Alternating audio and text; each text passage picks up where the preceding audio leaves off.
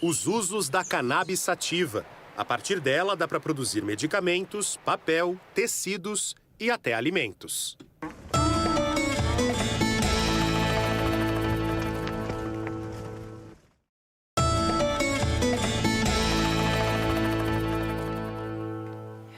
O Globo Rural vai falar agora sobre uma planta que tem cultivo muito restrito no Brasil, para não dizer proibido. No passado, a cannabis esteve muito mais cercada de tabus. Com a liberação de remédios à base de cannabis, as plantações em solo brasileiro aumentaram. E aí surge uma cadeia de produção. É o que a gente vai ver na reportagem do Filipe Mancuso, com produção da Maria Luísa Silveira. Poucas plantas no mundo carregam tantas funções. Isso aqui é uma planta medicinal. Ela também produz papel, ela substitui o eucalipto, tem propriedades para a produção de fibra, para a produção de combustível. Você tem mais de 1.800 produtos que essa planta faz. E na mesma medida, tantas polêmicas. A partir do momento que o meu remédio passou a ser esse, um muro de preconceito subiu à minha frente. Eu perdi os meus amigos, eu perdi o contato com a minha família. Com certeza você já ouviu falar na protagonista da nossa reportagem. Seu nome científico? Cannabis sativa, mais conhecida como maconha.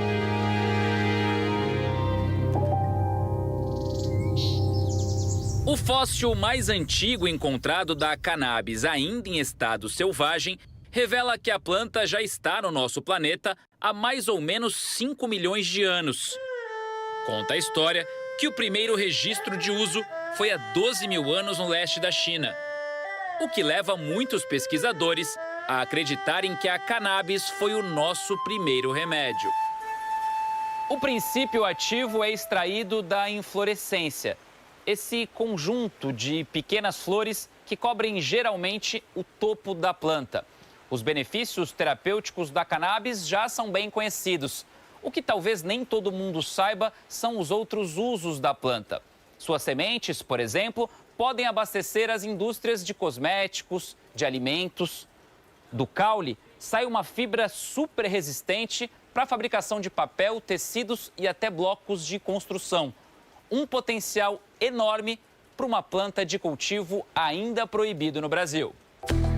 No fim da década de 1930, ela foi classificada como droga, por conter substâncias entorpecentes. Aí as portas da pesquisa se fecharam. Só mais recentemente, com autorização para uso terapêutico, é que ela começou a entrar em cena novamente, chamando a atenção de entidades ligadas ao agro. Daniela Bittencourt é pesquisadora da Embrapa. Ela faz parte de um grupo de estudos sobre cannabis na empresa. O problema é que, sem uma liberação também para pesquisa, os projetos ainda não saíram do papel.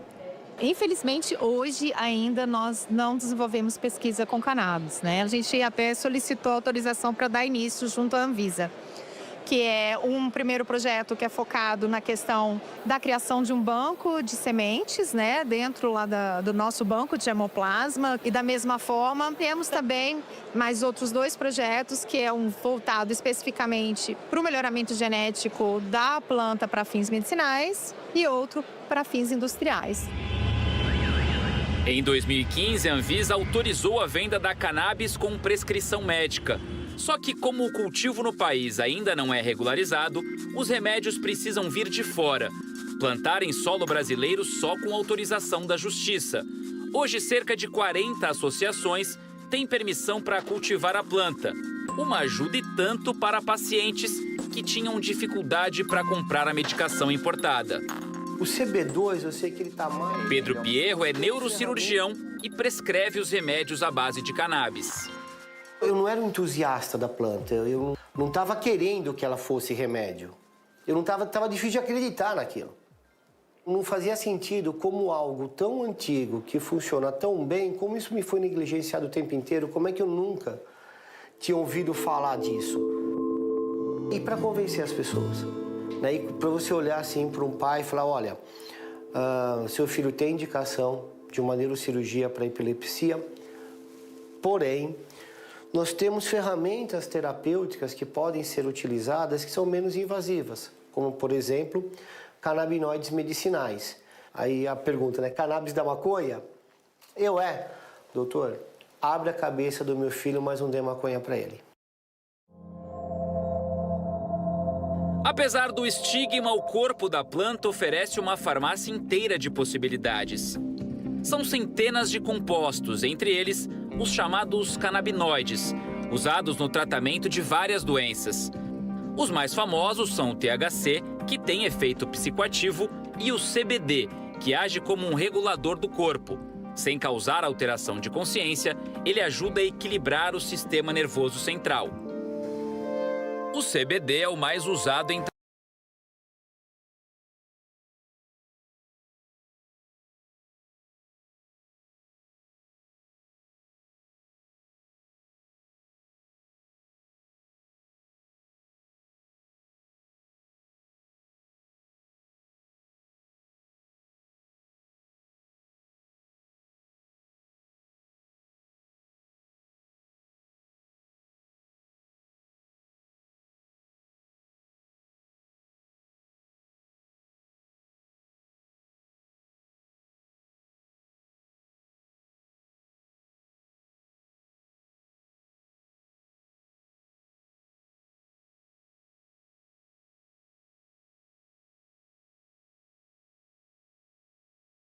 tratamentos com forte indicação para pacientes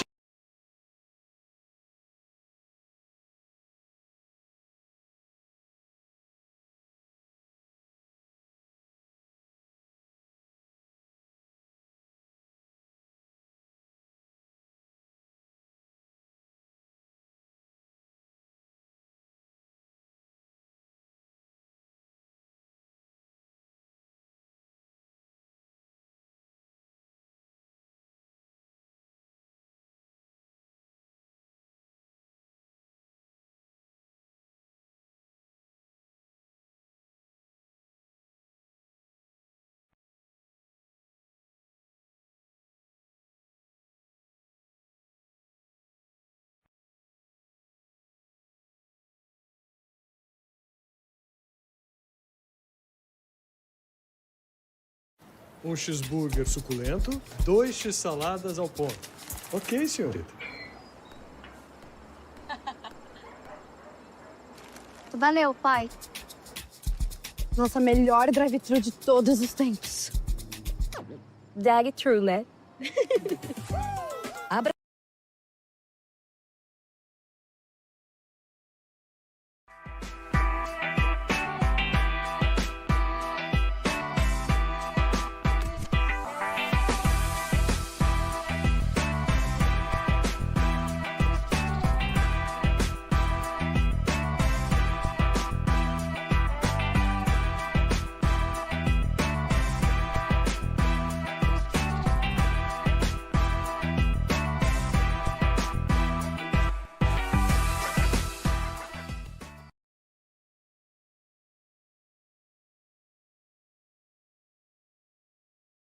A associação tem uma área plantada protegida por estufas de 2 hectares.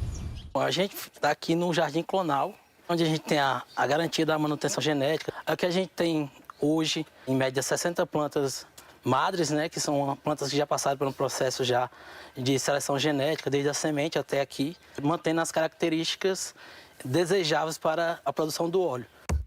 Dessas matrizes são retiradas as chamadas estacas, que nada mais são do que pequenos pedaços do galho. As estacas seguem para o setor de clonagem, onde são lavadas uma a uma com água sanitária e cálcio. Além do banho, as funcionárias também retiram o excesso de folhas para padronizar os galhos. Feito isso, as estacas são colocadas nesses vasinhos com substrato. São 21 dias até o enraizamento. Passado esse período, as plantas recebem etiquetas.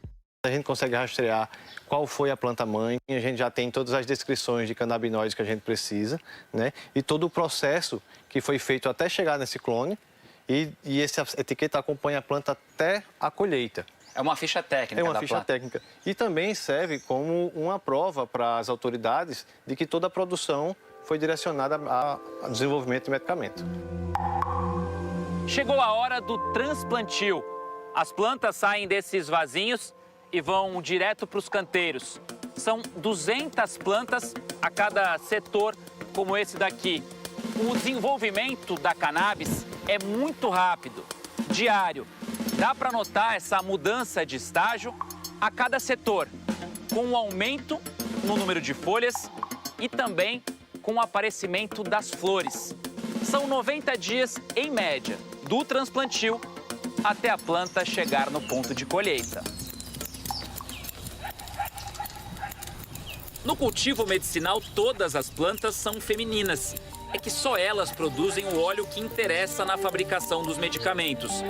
Um trabalho feito com jeito, sem afobação.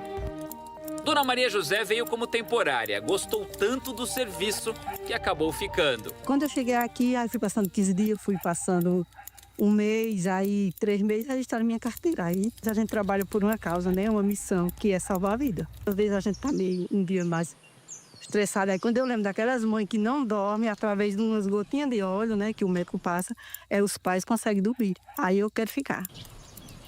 Depois da retirada das folhas, os galhos só com as inflorescências vão para varais como esse. A gente retira esse excesso de folha e traz para cá, onde a gente faz o corte dos galhos, separa em tamanho que dê para fazer um chumaço, para a gente economizar espaço também no nosso container de secagem, para que a gente consiga manter a qualidade do produto no final da colheita. A Abrace produziu esse ano 1.300 quilos de flores secas. Tudo processado na farmácia da própria associação. É um produto farmacêutico como outro qualquer, não fazendo diferente de qualquer outra indústria farmacêutica. O processo ele é um processo fabril e segue todo o passo a passo que determina as boas práticas de fabricação da Anvisa. A Camila conta que durante anos teve crises frequentes de convulsão. Como nenhum tratamento convencional havia resolvido o problema, ela decidiu procurar um país onde o uso terapêutico da planta era liberado, o Uruguai.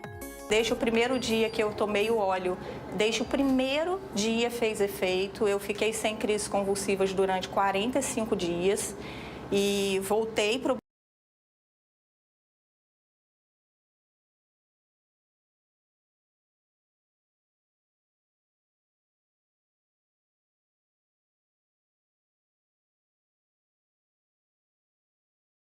Brasil, trouxe 12 frascos de remédio dentro da mala e eu morrendo de medo de ser presa por tráfico internacional de drogas e eu só estava carregando remédio.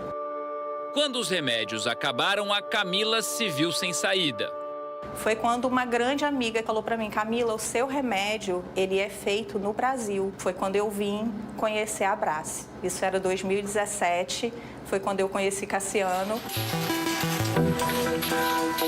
O Cassiano e a Camila acabaram se casando. União na vida e no trabalho. Hoje, ela é uma das diretoras da Abrace.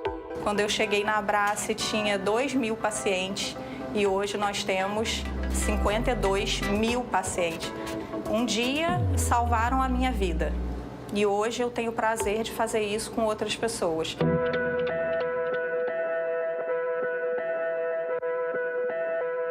A gente pode utilizar o melhor dos dois mundos. Eu não deixei de operar, eu não deixei de passar remédio alopático, eu continuo prescrevendo morfina, eu continuo prescrevendo antiepilético. Tem coisas que não dá para tratar com canabinoides, mas a gente pode usar o melhor desses dois mundos. A gente não precisa dessa competição. No próximo bloco, a cannabis vira disciplina em universidades. O agricultor de hortaliças que abriu espaço para a planta.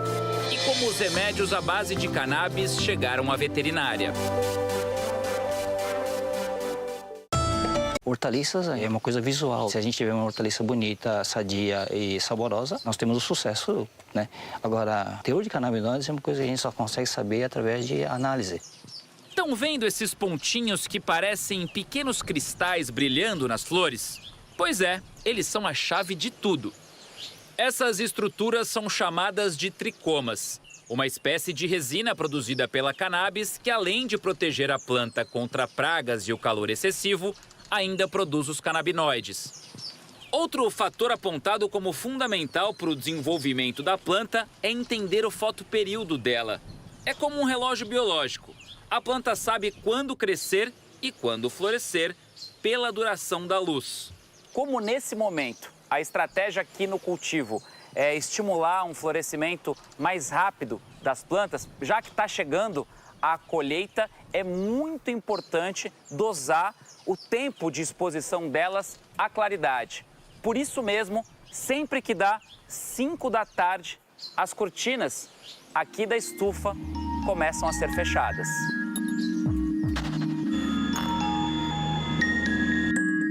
Em pleno verão, nós temos que fazer com que a planta ela sinta que está chegando o inverno. A planta começa a entender que os dias estão ficando mais curtos. Essa é a função desse crescimento. Induzir a planta a começar a fase generativa, que é a da flor. Tudo num sistema orgânico obrigatório para a produção de remédios. O conhecimento do seu Massami se junta, então, ao de pesquisadores. A Aline é agrônoma especializada em insetos. Ela faz parte de um grupo de pesquisa da Universidade Federal de Lavras, em Minas Gerais, que desenvolve estratégias de controle biológico de pragas para a cultura da cannabis medicinal. Seja o uso de insetos que atacam insetos ou ácaros que atacam ácaros. São organismos que conseguem controlar as populações das pragas. E reconhecendo essa cultura como medicinal, nada mais adequado do que utilizar agentes de controle biológico. Aqui no cultivo, a Aline encontrou essas lagartas cortadeiras. A gente faz essa varredura visual de quais são os insetos que estão ocorrendo e depois a gente vai para o laboratório, estabelece uma estratégia em relação a isso. Se não fossem as associações, o trabalho de pesquisa de vocês já teria começado? Não, não teria começado. A gente não tem autorização para ter o objeto de pesquisa dentro do campus universitário. A alternativa foi buscar associações, né, que já cultivam. Então, as associações são o nosso campo experimental. Uma coisa que deveria ser prioridade é a autorização para as faculdades estudarem. E não faz sentido você dizer que não tem pesquisa científica e, ao mesmo tempo, não deixar a faculdade pesquisar. É um contrassenso. 31 instituições de ensino superior protocolaram recentemente na Anvisa uma nota técnica. O documento aponta entraves críticos para o avanço nos estudos sobre a cultura e propõe a criação de um marco regulatório para consolidar as pesquisas científicas com a cannabis no Brasil. A Unesp é uma das universidades que assina o documento. No campus de Botucatu, em São Paulo, alunos do curso de zootecnia e pesquisadores estão avaliando os efeitos da planta em galinhas. O estudo só é possível graças ao Bruno, aluno que tem uma autorização judicial para cultivar cannabis. Comecei a fazer uso da medicação contendo o canabidiol. E aí entrei na zootecnia, vi que os animais estavam em algumas condições, talvez nem sempre de tão bem-estar, né? Um pouco de ansiedade, que a gente já sabe que os animais têm. O óleo à base de CBD sem efeito entorpecente é misturado à biomassa da planta. Caules, folhas e talos que não são aproveitados na indústria medicinal da cannabis. Os dados do estudo ainda são preliminares. O que a gente conseguiu observar é que melhorou a resposta ao estresse dessas galinhas. Os animais que estão recebendo o tratamento, ele não fica tantos dias sofrendo as reações desse estresse crônico. Um dos indicativos de um maior bem-estar pode ser visto nos ovos. É o que diz a professora Ibiara Paz, chefe do Departamento de Produção Animal da universidade, que lidera a pesquisa. Ela explica que as galinhas que não receberam a alimentação com o farelo e o óleo de cannabis produziram uma quantidade maior de ovos com problemas na casca, como trincas. Com uma luzinha dá pra gente enxergar bem. Aquele risquinho é dominância, então elas estão brigando e uma sobe na outra para dizer assim, eu domino você, e acaba pressionando contra o fundo da gaiola. Aquele outro que parece um raio é briga. É um comportamento agressivo mesmo. Então elas batem, né, a barriga na outra e acaba fazendo aquela lesão. As aves estão mais calmas. Isso é fato. Agora, se isso vai refletir na qualidade do ovo para quem consome, é prematuro eu falar isso.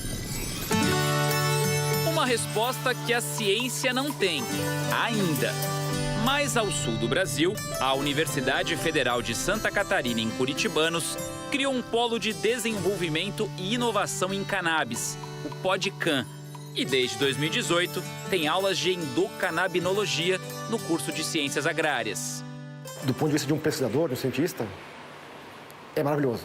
Porque é tudo novo, não tem nada feito no Brasil ainda. Foi o professor Eric Amazonas quem conseguiu, no ano passado, liberação da justiça em nome dele para produzir e armazenar a cannabis dentro da universidade. Eu não teria como fazer esse cultivo sem o conhecimento do pessoal da agronomia. Não tenho como identificar o que tem nessas plantas sem o pessoal da química. Eu não tenho como avaliar, por exemplo, até o uso clínico sem os veterinários. Se a gente quer fazer pesquisa decente, a gente precisa botar isso dentro de universidades, Embrapas, Fiocruz. A Caterina é goiana, aluna de mestrado, e faz parte de uma equipe multidisciplinar de 17 pessoas. Trabalhar com cannabis era um sonho, mas a possibilidade só aconteceu porque o professor conseguiu essa autorização, né? E como eu queria trabalhar com formulações de medicações, pensando no futuro para isso estar dentro dos postos de saúde, foi por isso que eu cheguei até aqui.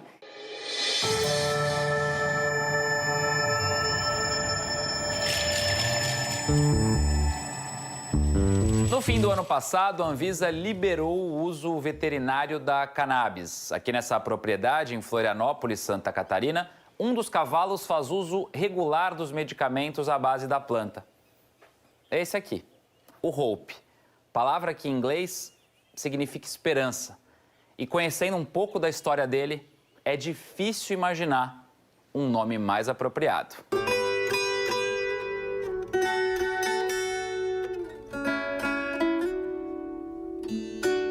Para entender o simbolismo do nome, a gente precisa voltar a algumas casas. Essas imagens são de outubro do ano passado, bem no momento em que o cavalo foi encontrado abandonado num terreno baldio. A lesão na pata esquerda traseira é tão feia que é até difícil de olhar. Ele estava bem perto da cerca, paradinho, com a perninha levantada. Aquela situação assim absurda e aquela ferida enorme na patinha, que ele não botava no chão, ele só ficava com a patinha alta. Foi muito difícil. Eu me segurei para não chorar. A Nina, que é dona desse aras, trouxe o cavalo para cá. A Duda, filha dela, e o João, genro, ficaram com a tarefa de cuidar do animal. A Duda, além de participar de competições de equitação, é veterinária. Mas foram dias... O João se forma esse ano. As primeiras semanas dele, eu diria que ali uns 10, 15 dias, a gente tentou o caminho mais convencional. Então, muita limpeza de ferida, a gente tentou antibiótico, anti-inflamatório, remédio para dor. Então, basicamente um trabalho sintomático, até porque a gente não tinha certeza do tipo de lesão que era. E ele tinha muita dor, assim. O pior, pra mim, era a dor dele, né? Ele só ficava deitado, porque era o único momento que ele conseguia realmente aliviar, né, a dor. Os exames indicaram o que a família mais temia. A gente teve certeza que de fato era um tumor, né, no caso um sarcoide, a gente percebeu a gravidade que seria.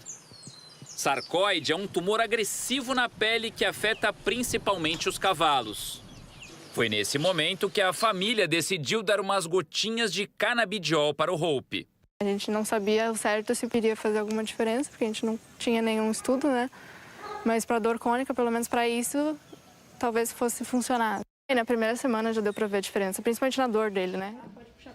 Para continuar o tratamento, a família procurou o veterinário Rodrigo Zamit, pesquisador da Universidade de Bolonha, na Itália.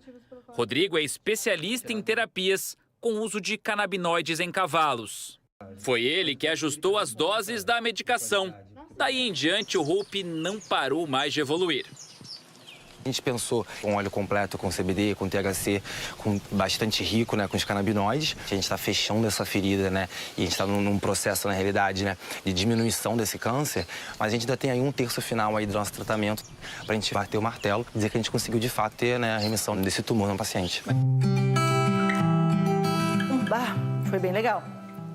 Eu, a princípio, achei estranho. Eu achei estranho, né? Eu sou super alopada, meio assim, sabe? porque hoje ele está aí, está um cavalinho aposentado, a gente vai continuar cuidando dele e ele está feliz. É um amor, é uma paixão. Obrigada, doutor Rodrigo. Obrigada.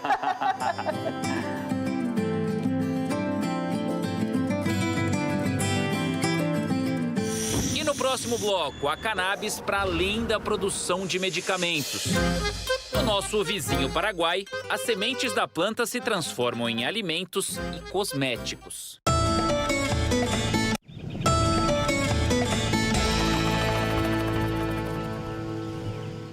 Na última parte do nosso especial de hoje, vamos ao Paraguai conhecer o cânhamo.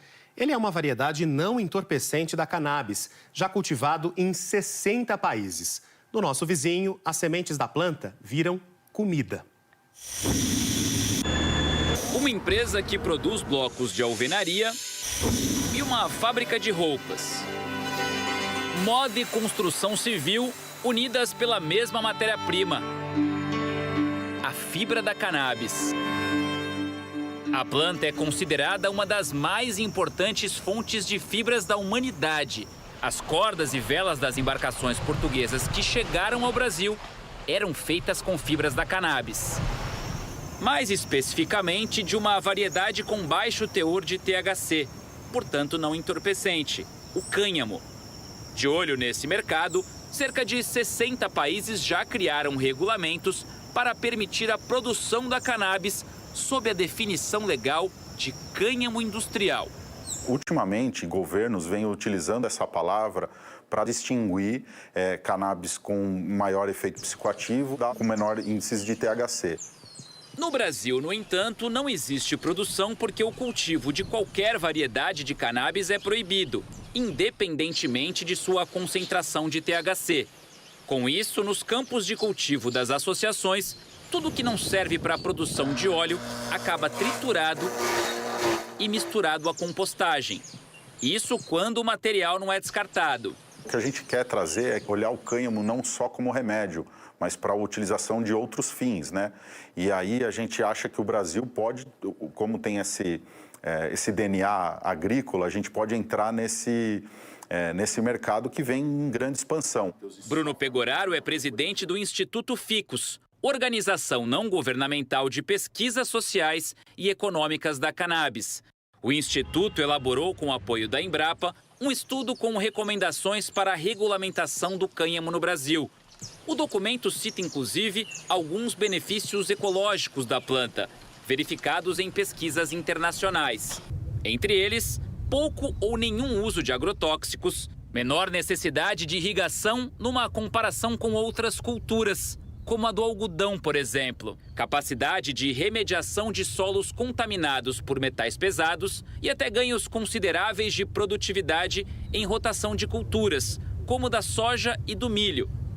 Por ter raízes profundas, o cânhamo descompacta o solo, prevenindo a erosão e favorecendo a fertilidade. A falta da regulamentação do cânhamo no Brasil, a gente deixa de trazer riquezas para o campo, né? Do outro lado da ponte da amizade, o vizinho Paraguai já fincou raízes nesse mercado. Há 6 anos, o governo paraguaio regulamentou o cultivo da cannabis industrial com plantas com menos de 0,5% de THC. A produção para fins medicinais já é permitida por aqui há ainda mais tempo. Isso consolida o Paraguai como pioneiro na América do Sul, combinando licenciamento industrial e medicinal. O empresário Marcelo Dempe foi um dos principais articuladores para o desenvolvimento do setor no país. Ele, que já trabalhava com a exportação de alimentos não convencionais, como chia e linhaça, viu na cannabis uma oportunidade estratégica. Indo em feiras e exposições internacionais, meus clientes começaram a pedir a semente descascada do cânhamo como alimento proteico com altos valores nutricionais.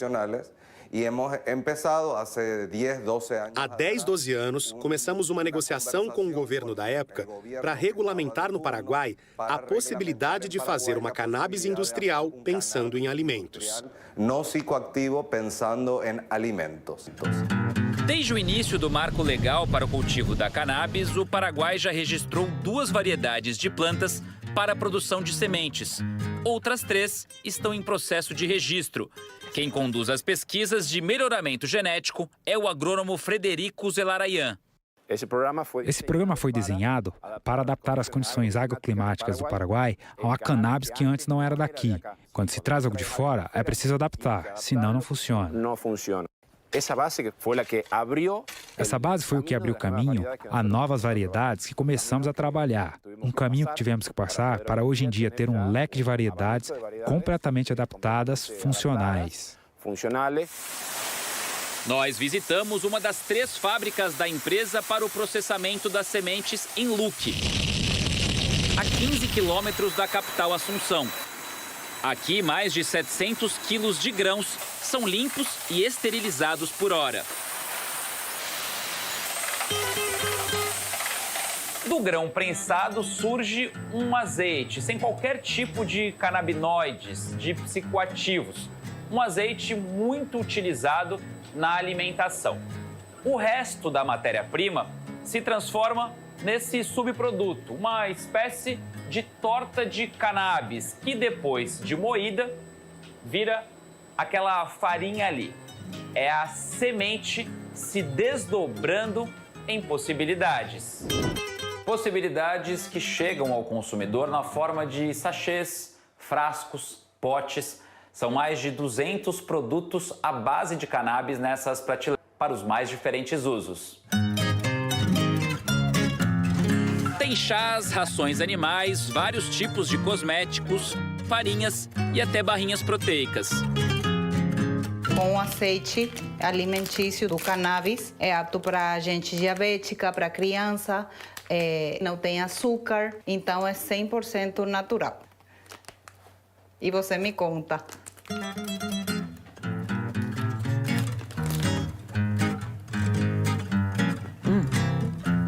Docinha, bem gostosa. Nada disso é entorpecente. Mesmo assim, os produtos só podem ser comprados em locais como esse, com autorização do governo, responsável pela fiscalização da cadeia legalizada da cannabis. Em todo o país, 22 estabelecimentos têm essa liberação. Está ainda sendo um pouco difícil, mas a gente, com educação, com informação, foi rompendo o mito do cannabis industrial e hoje em dia nossos clientes e as pessoas que buscam um bem-estar natural vão aumentando. A cultura do cânhamo industrial ocupa uma área de 7.600 hectares. Geralmente, o cultivo é feito em grandes áreas, com plantas adensadas e colheita mecanizada. Coisa para grandes produtores rurais. Só no ano passado, as empresas ligadas à Câmara de Cânhamo Industrial do Paraguai exportaram cerca de 10 milhões de dólares em produtos à base de cannabis, o equivalente a pouco mais de 50 milhões de reais. Um valor 25% maior do que no ano anterior. 70% de tudo que é processado vai para fora do país.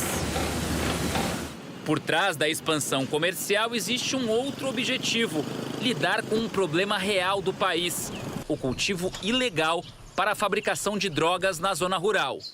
Não podemos negar que o Paraguai é historicamente produtor do que seria o mercado ilegal. Essa produção é vendida através da fronteira. Para que isso não aconteça, empresas do setor, por meio de uma parceria com o governo, estão distribuindo as sementes excedentes a camponeses indígenas.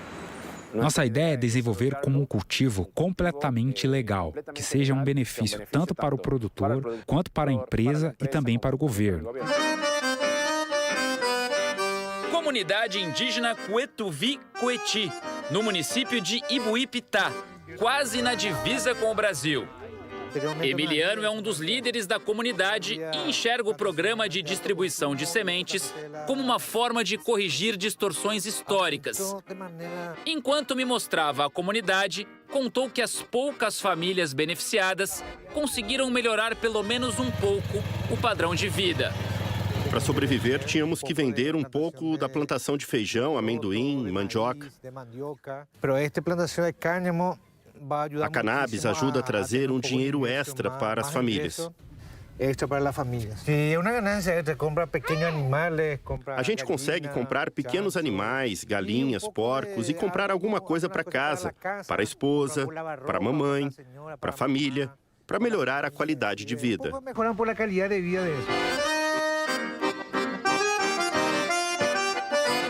Já consolidado no mercado mundial das sementes de cannabis, o Paraguai passou a mirar também a fabricação de remédios.